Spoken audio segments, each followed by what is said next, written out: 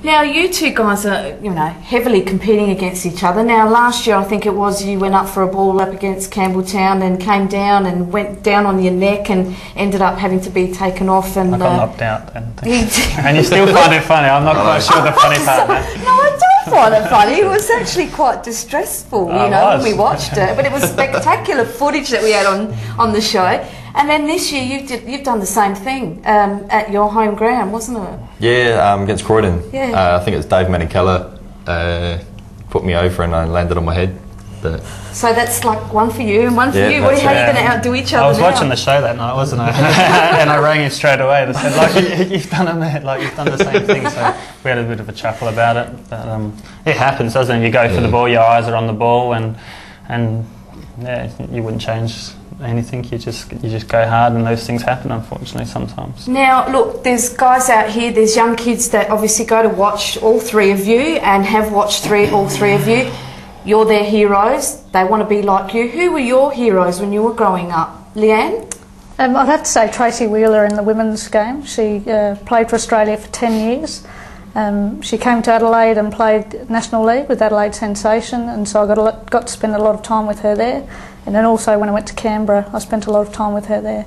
I have to say that in the last Olympics, a keeper that really impressed me, she was like Higida, and that was the girl from Greece. Greece? She played everywhere, like right way out to the corner flag and everywhere. She was crazy, this woman. Yeah, the modern game, I guess, for a goalkeeper is sort of a sweeper keeper, where you come out of your box a lot more and you're using your foot skills a lot more.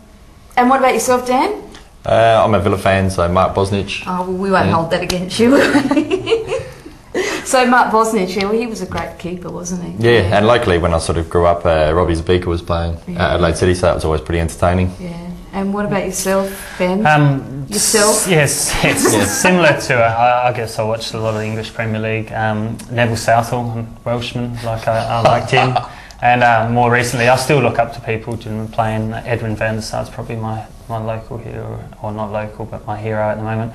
When I was younger, though, I had looked up to my father. Do you know what I mean? I wanted to be like my dad, and he had a bit of involvement with Andy Allen.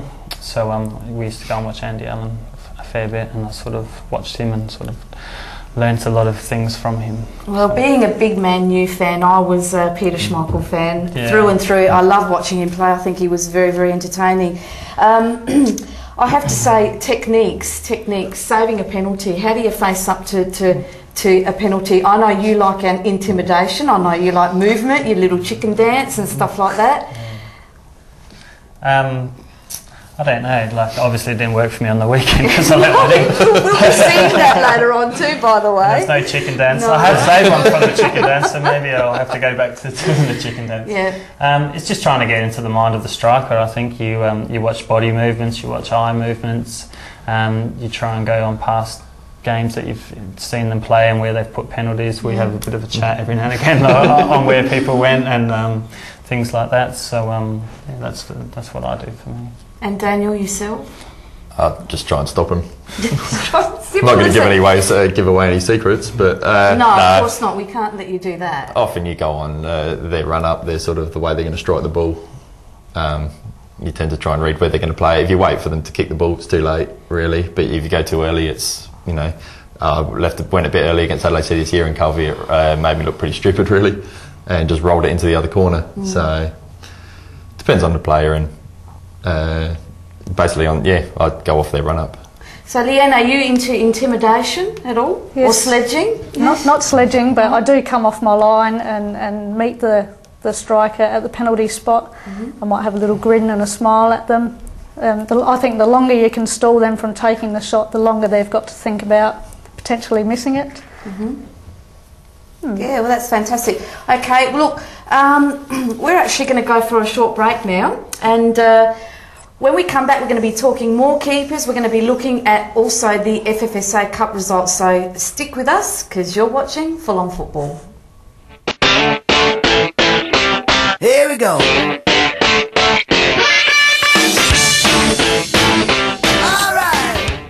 Welcome back to Full On Football, where of course we've got the Keepers show on tonight. Very exciting. I'm happy, really happy to be bringing this to you tonight. And of course we've got Ben Moore from Adelaide City, we've got Daniel Godley from MetroStars, Leanne Trimboli, she's been subbed off. I didn't like the way she answered one of her questions about intimidation, so anyway, she'll be coming back on later on.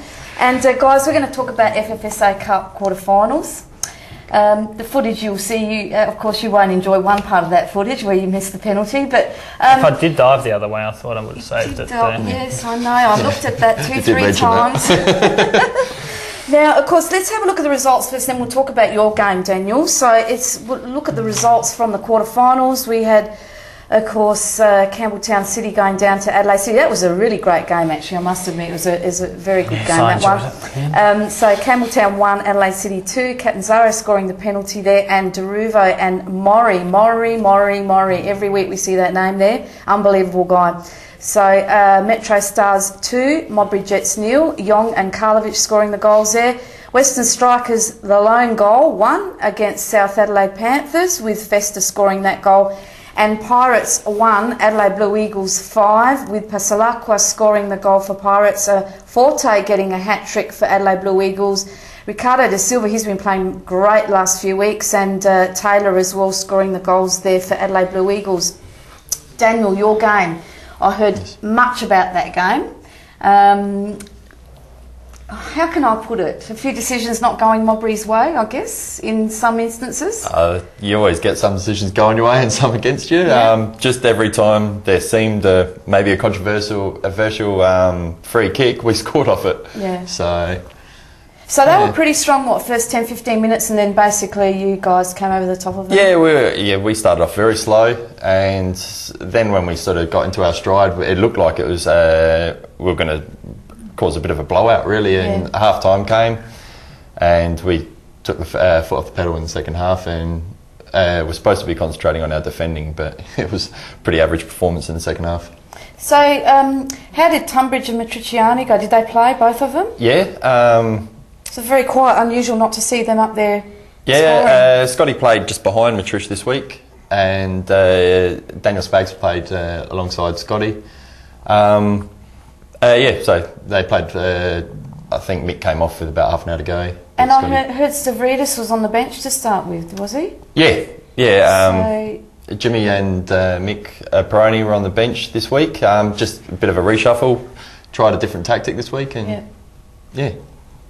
Okay, well, and now going back to your game, Ben, very interesting game. Now, we've got some footage here from the game where I was filming at